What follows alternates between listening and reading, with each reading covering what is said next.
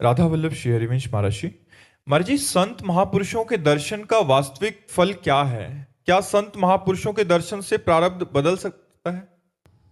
पहली बात, महत्संगस्त दुर्लभो। जिन संत महापुरुषों के दर्शन से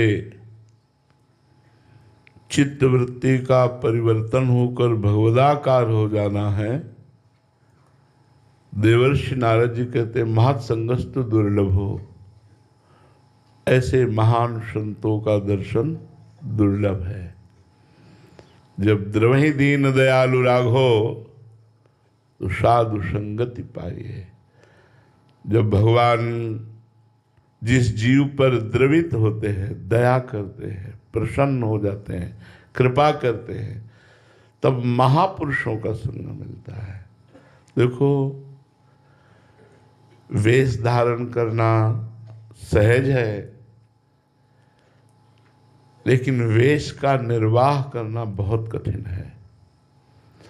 संत वेश धारण होना सहज है, पर साधुता आना बहुत कठिन है। जहाँ काम नहीं, क्रोध नहीं, लोभ नहीं, कामादिक मद दम्भ न जाके, तात निरंतर बस में ताके।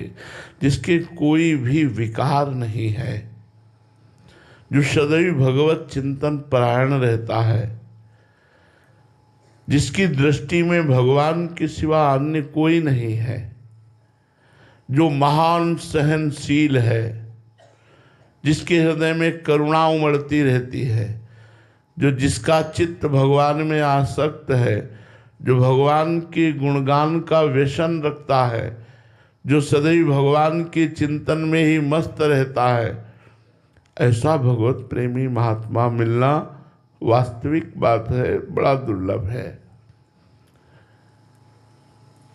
संत वेश में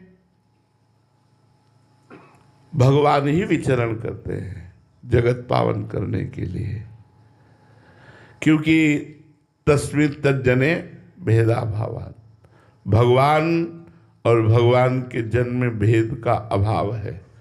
ब्रह्मविद ब्रह्मैव भवति, जो ब्रह्म को जान लेता है वो ब्रह्म स्वरूप ही हो जाता है। तो जितने महात्मा हैं ये सब ब्रह्म स्वरूप हैं।